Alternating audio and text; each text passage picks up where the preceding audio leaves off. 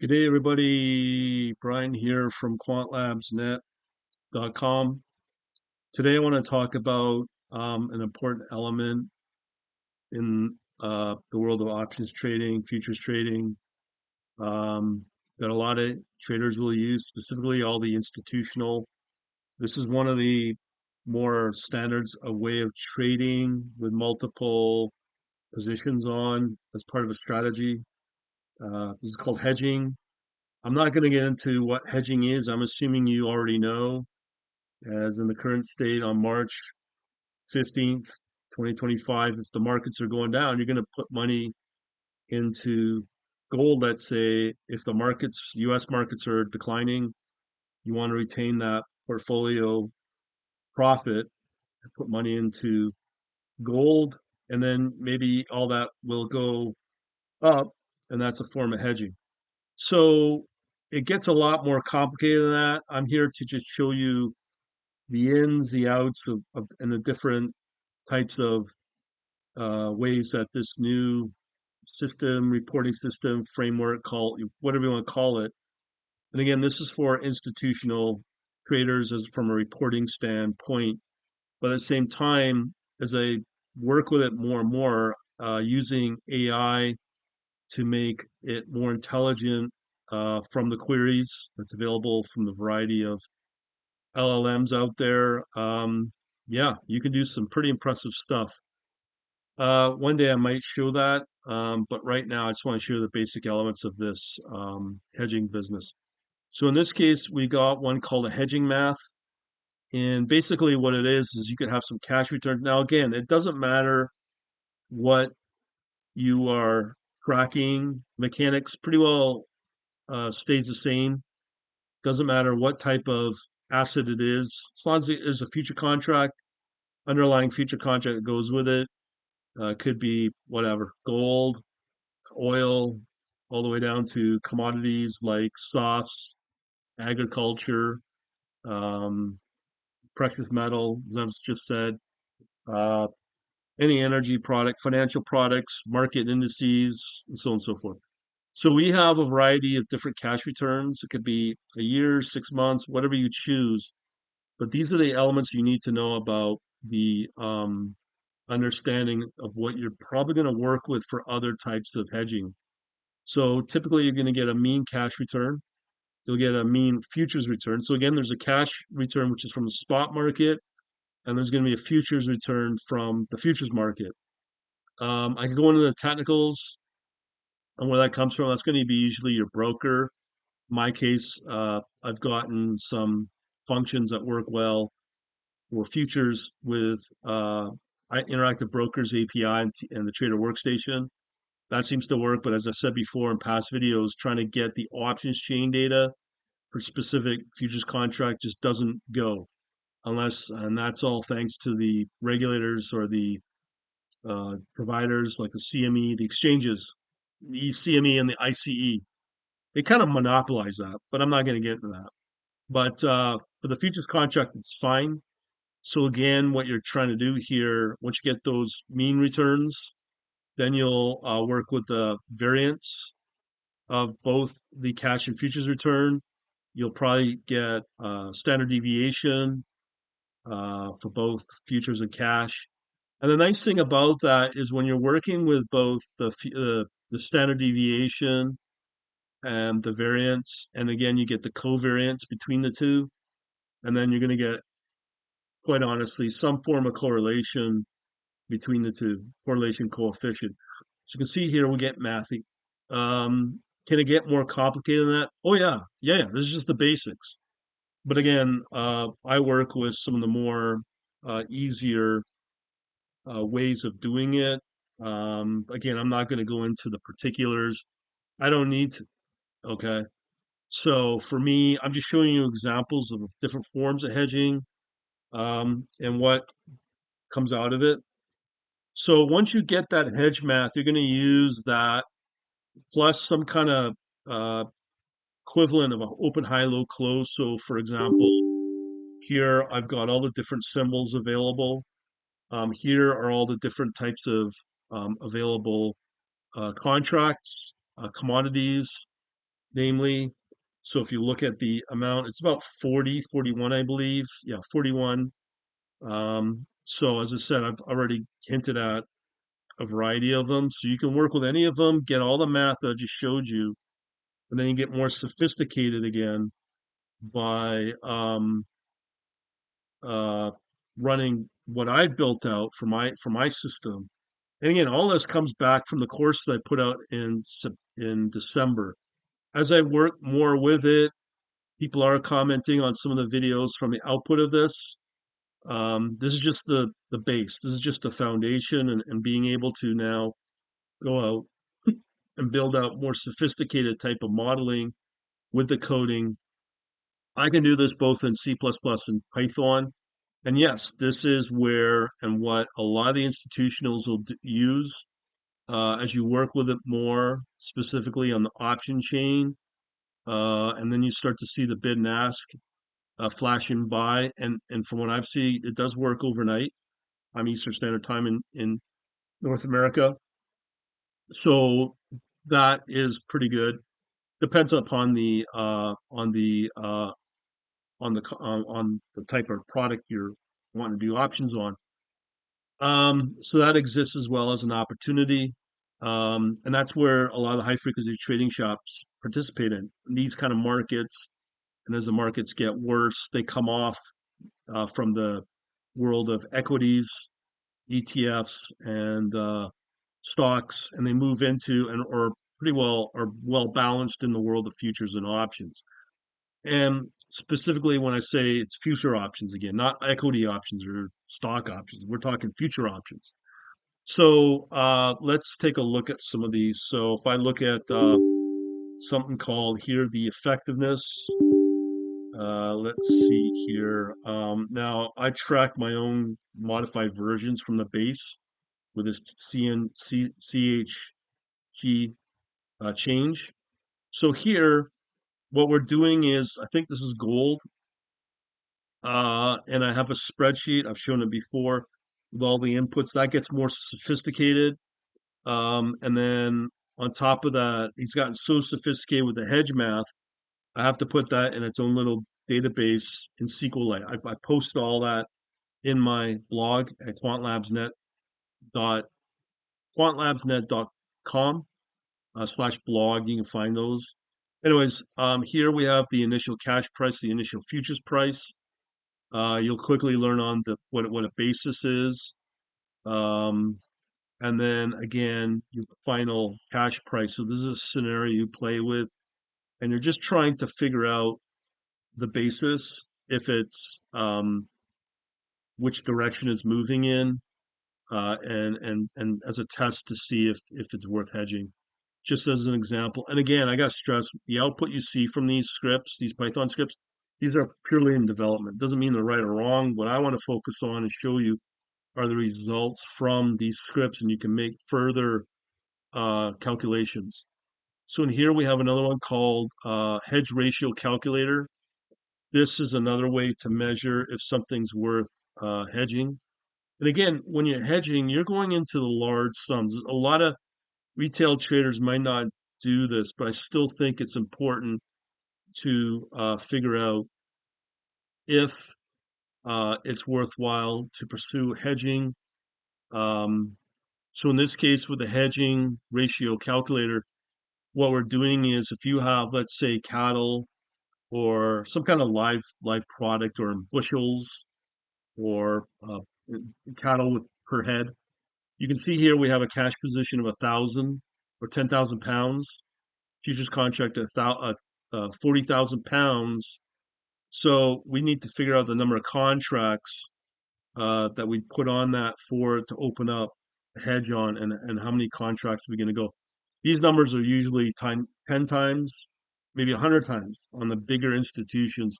So they need to figure out how many number of contracts they need, and they have to properly round it up or not to get a better, accurate, and maximize their profit for that. So here is a scenario. And again, this is for any type of product that I just showed you there, commodity, and I talked about. And this one we have a hedging scenario. Again, this could be corn, this could be anything per bushel. So again, we have an initial cash price, initial futures price. We calculate the basis, um, and then we also have if it widens or not for the basis. So the basis is the difference between the cash price and the future price. And then we see over time the widened basis. So the basis is very important, but you're not going to hear a lot of that among a lot of these so-called educators online. And I verified that with something like Tasty Trader. Usually they don't talk about it because they're not dealing with future options. It's mostly equity options, but this is future options again. So basis is important for the future options. So in this case, what we're looking at is plan out a scenario on the cash position on this type of trade, and then what will be the profit on the futures position and the overall net outcome from that. And you can also use this down the line that I may show you scripts that will calculate the floor price of a future contract. And what you can do is, as I showed earlier with a video on um, the golden opportunity or golden trading zone. So you can use that future price ceiling as your downside protection. And if you go below that, that's when you know to get out or allow the option trade position with a hedge maybe to be able to let that um, option position run. It could go in unlimited. If I showed you charts where we were up until earlier this year, you'd be like shocked on the performance you would have gotten. It would remind you back into the early days a while back when Bitcoin had its run where it went from 17K to 60,000 plus. So that's like four times return. And there are certain uh, future contracts that can do that. But when you layer on an option with some leverage and you're very confident that that prediction's correct, you can literally be able to do very well at this. So let's take another look at some of the other options out there. So we've run the effectiveness, we've run the hedge ratio calculator, we've run a scenario trade. So let's look at a hedging framework. Okay, so let's run this one. Okay, and again, these ones with the CHG are the ones that are reading off of the spreadsheet. I've shown the spreadsheet before. It's gotten a lot more complicated, but I might show that down the line. Let me just go with maybe the original then. Sometimes, as I said, we are in, so we want this one. Yeah, let me just run this one.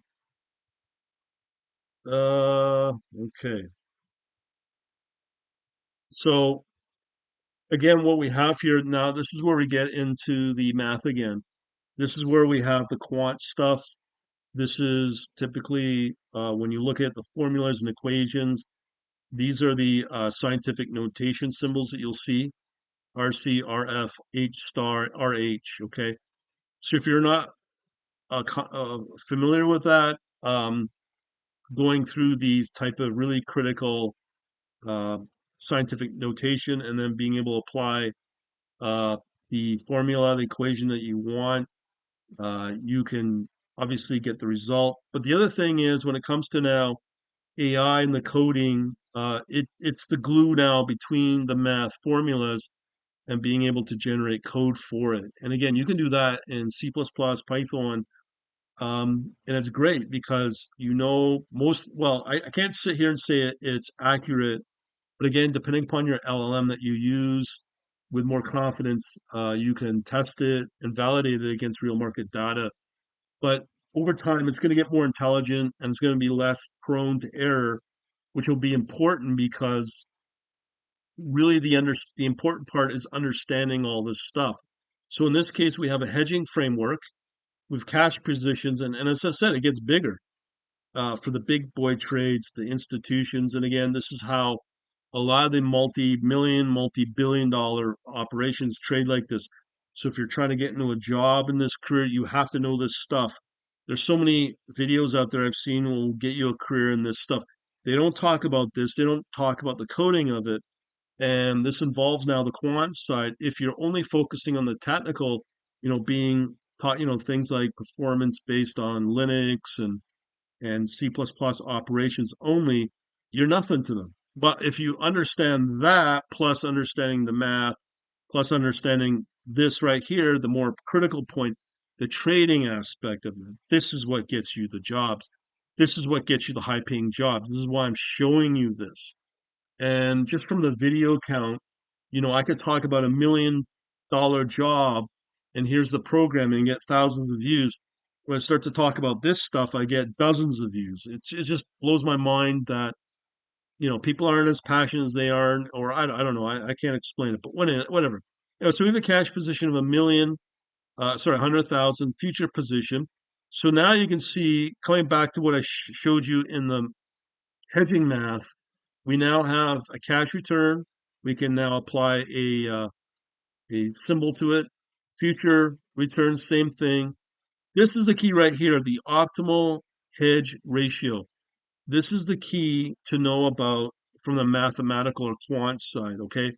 Because that is what you want. And when you simulate everything on the hedging, and you're not getting this H star optimal hedge fund ratio, um, it's not a good time to trade. But in the world of professional institutional, they're going to run the simulations to figure out where the entry point will be and project what the exit point should be to return the optimal hedge. Now, of course, everything's so dynamic and moving so quickly.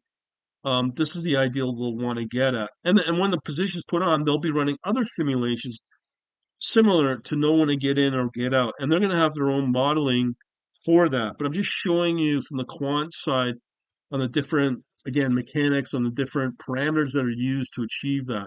So here, these are all simulated and forecasted. So out of that, what they're looking for is measuring the portfolio return along with in order to get that level of return, what optimal hedge ratio do they need to apply that? And also, they want to obviously do it with a lower portfolio variance because it means less volatility in the position, less risk. So again, that's just part of the mechanics of it. All right, so let me go back and run other ones. This is why it's so important to understand this. And there's literally nobody showing this out there online, blending both the programming and the math, or the quant math, we call it, plus the trading goal of why they do this. Okay, this is what you will be pretty well heavily involved with. I mean, this is what they do. They just don't tell you because this is secretive stuff. So again, we're now running hedging concepts here. So again, we have another I don't know what corn it could be, oil, whatnot. So we have a cash position size for 100,000 pounds. That can be in dollars as well. Future contract size in pounds, dollars, whatever. Number of contracts now. So we have two and a half. Rounded number of contracts. So we've rounded it down to two. So now we're kind of like scenario playing here. So we have an impact on the hedge ratio on the potential profitability. So if we sold two and a half contracts, would provide different level of protection. Selling two contracts provide less protection than selling at three. So right there, I purposely put that in as part of the output because it shows just to tweak the number of contracts you want to maximize your protection, to raise the protection on depending upon your trade, but to protect it if it's on the downside or the upside, meaning if you're buying an option or selling an option, depending upon which side of the market you're going to be, you want to maximize your protection and know the amount that you need to put in as part of the hedge, protect that downside. So here we have the basis risk. and the hedging outcome. Again, these are things that people don't really understand. They just go willy-nilly into the market and hope for the best. But if you do this on the quant side, you definitely will have better outcomes, predictable outcomes. Basis mark. So you have your basis, which I said is crucial. Cash minus the futures price. So if you have a narrowing basis, positive for short hedges. Again, that depends upon the side of the market you're on. Future price falls more than the cash price. That's what you want. Or you want a widening basis on a negative for short hedging. Cash price falls more than the future price. So again, it depends upon this level of market. Understanding this dynamic and the end goal and being able to predict it is so crucial. If people have dropped off by now and not understanding, I'm sorry, they're not really trading at the level they should be to really build the wealth out that they want. They're just usually chasing returns, and you don't want to be chasing returns. Now, again, hedging can be used as a form of diversifying yourself as well. So let's run this one as well. Let's see what it says. So here we have a cash return of this, future return of that, correlation. Okay, obviously the better the correlation, the better. And then we have our standard deviation, cash and future, and again, all those little symbols. The covariance. So when you see standard deviation, that usually is the same thing as saying volatility. Again, I'm no expert on it. I could be wrong, but that's usually what I interpret it as. If I'm ever wrong or you have a comment, please let me know. That's how I learn, right? So the variance of the future and the covariance, okay, between the cash return and the future return. You also have the variance as well.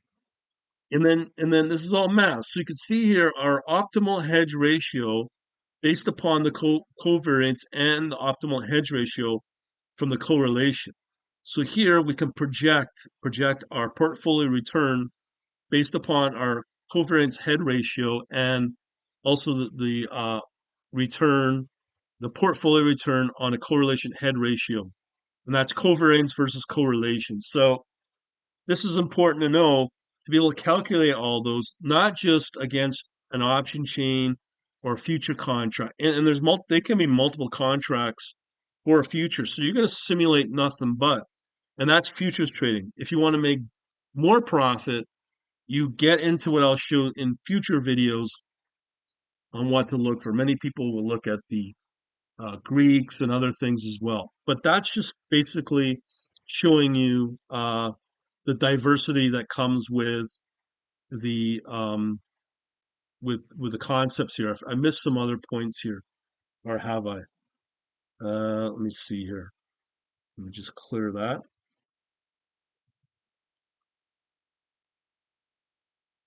Okay. Let me just rerun this. I want to make sure I covered both everything here. Yeah, so we've covered all of that fun stuff. So let's see what else we can run here. Okay, so we're now going to look at a cotton purchase. Okay, so let me load that up. Now you can see it's all done in Python. People going, well, if you have a HFT shop, potential trading, why would you do it in Python versus C++? The reason is C++, where you're really going to optimize C++ is only really when on your position on your trading execution and orders. That's where you're going to use a lot of the HFT because here we're using Python, which is easier to maintain, easier to work with, easier to build in Python. I've tried this with C++ and it's a nightmare. Forget JavaScript, okay? JavaScript's really good for front end stuff, but for a app or maybe a web app, JavaScript's fine for that. This is where it's doing a lot of not deep analysis, but it could go there. And that's why you need a really sophisticated language. And I think the best language for that, in my mind, is Python. It's just easy to work with. Anyway, so we've got here a cotton purchase. Now it sounds dumb, but this explains it all. So in this case, for a cotton purchase, we have hedging a cotton purchase. So you're obligated to purchase the cotton for, let's say, February delivery, 2019 per pound. Here's the risk. If the market rises above 29.18, you face potential loss. Now, remember what we're going over here is the same mechanics for any future contract and pretty well any other subsequent option trading you'll do with that future contract. It's all in an enchilada of a strategy, enchilada of a bunch of positions, both in the futures and options market, which becomes your hedging. So here's what happens for this scenario. If the price falls below 2019, you will pay 2019 incurring a loss. So this is where the hedging comes in. So for the futures heading, we want to lock in at a price. We want to sell a February cotton future contract. This creates a short position in the future market, offsetting your long cash position. So if there's a price decline, there's a loss on the cash position by the profit on the future. Price increases, the loss on the future offset by a higher value of the cotton price. So with the cash price, again, remember that's the current spot market price. So the key takeaway here is we're using the hedging to lock in purchase price. Now, there's also the options heading. Okay, so here we're setting a maximum price. Now, again, it depends upon the market. In this case, we're buying the option. If you're on the other side and you're selling the option, where you're going to get your income is from the premium on the option of the buyer. Okay, and then you hope that the buyer loses money so you don't have to give back anything other than you retain the max premium collected from the buyer of the option. So here, options heading is purchase a call. So it's purchase buying a call option on a cotton future contract with a strike price of 2019 or above. Now, again, I'm not going to go into what this is and what that is. That's not the whole point here. You can definitely learn that on your own. And by the way, I've got a course on it, and it's pretty. There's a lot to it. Call option gives you the right to buy at the strike price. If the price rises above the strike price, the option gains value. If the price falls, the cotton option expires worthless and loss limited to the premium that you pay out for. Key takeaways, the option heading sets a maximum purchase price. In my course, I go over this in multiple scenarios, okay? This is actually part of my course as an example to know what to do, and what kind of hedging you want. So if you compare hedging strategies, a future or an option, and as I said, you can do a combination of them as well. So here, if you have your price protection, again, protecting your downside, you lock in the price completely. With the call option heading, we set a maximum price, and that can be an infinite. If I showed you some of the returns of just a future contract, it's mind blowing on the return. And as I said, if you know it's going to go up based upon all these hedging calculations, among other things I'm showing you throughout this, call it a video series and the course, and you're able to protect your downside. It's like, why aren't you doing it? Like, why are you chasing returns in the markets with a bunch of stocks or crypto or forex? It just blows my mind now. Been there, done that for a while. So, anyways, let's continue here. So again, we've got a future hedging and a call option hedging. So here's the upside potential with the futures heading. Uh, Upside potential eliminated. So here with the option hedging, call option hedging, that is, preserved after premium. Okay. So once you pay your premium, that's the max you lose. Anything outside of that is maximum. So here with the downside risk, you eliminate it, but your downside protection on the call option hedging is only the premium you pay out. So here, futures hedging is it will hopefully lower your costs, but if you do both, 80% of your profit is going to come from options trading, and there's going to be some time when you want to do the futures hedging. So here's your premium paid out. Okay, so that again is another example of the style of why we do hedging. And you can do hedging and arbitrage, and I'll do a separate video on arbitrage because I mean we're already half an hour into it, but you can see why we do this. So I just ran a cotton purchase. So let's look at this diversification now, which is great for when you are in a situation like what we have now, where we have high volatility, no clarity on which direction the market will go, the economy will go. You can believe the Federal Reserve that will put out a bunch of lying data to you or manipulated data. Um, Same with other data from the markets. Okay, here when you're getting raw futures data, raw options data from your exchange or something you're paying for the spot market, you run through all these type of calculations. This is not data that's going to lie to you or manipulate to you. It can be speculative, but if you lower your risk by knowing which tools to run and knowing what type of uh, calculations to do, you can minimize your risk. So in this case, we have hedging diversification. Again, this is the beauty of hedging. If you're able to run this against a variety of performing commodities or future contracts out there, you can do these kind of calculations to kind of get an understanding of where your risk at is again. So again, we have our cash return, futures return, calculating that correlation, understanding the standard deviation of both futures and cash, covariance, variance of the futures market. So again, we're trying to calculate what will our optimal hedge ratio need to be. Okay, if we're going to do hedging at all, do we do a little bit of hedging or do we do a lot of hedging? And this calculates it right there.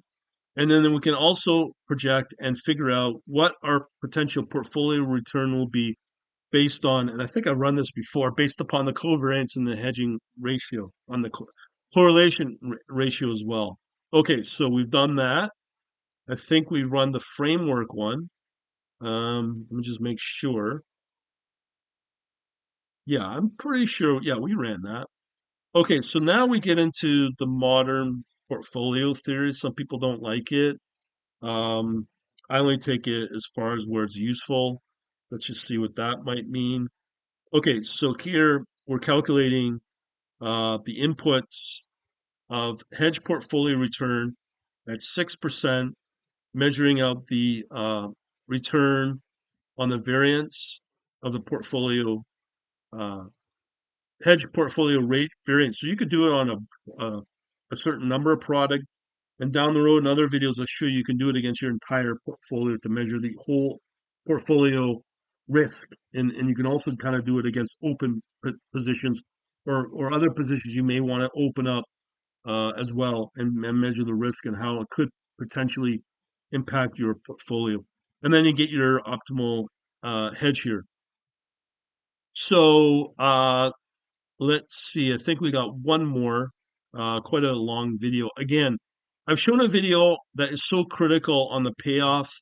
So here we can run the same thing on payoff on certain products. So in this case, we have a payoff diagram. I may have shown this before on, again, a combination of a long cash position for a future contract along with the put option as well. So if you want to protect yourself, you can do that. And then here's all your different uh, diagrams here that you can feed off of on the soybean price in this case and potential profit based upon cost per bushel or revenue per bushel. So you can see here where you want to be for your break even and at what point you want your entry to be because you're able to calculate potentially your break even as well. So that's pretty well it. If you like what you see, what I would recommend, go over to my website. Let me pull it up here at quantlabsnet.com. Uh, um, here, quantlabsnet.com, and then just go over to the Learn tab because this is how you protect yourself in these crazy markets. And this works, and you just click on the Learn tab here, and I'm going to give you a free C++ HFT book with your name and email. And from there, we don't I don't release your info, it just stays with me and you get on a list. And if you gauge stuff, you'll get notifications on a variety of stuff on my blog found here under more blog. And you can see lately I've been posting Black-Scholes options, futures, and other derivatives, how to test hedging effectiveness, maximizing profit, and there's some really good stuff on what the HFT shops use from their perspective, okay? Because we want to be HFT like. All right, so leave it at that. Thanks for watching. Have a good day.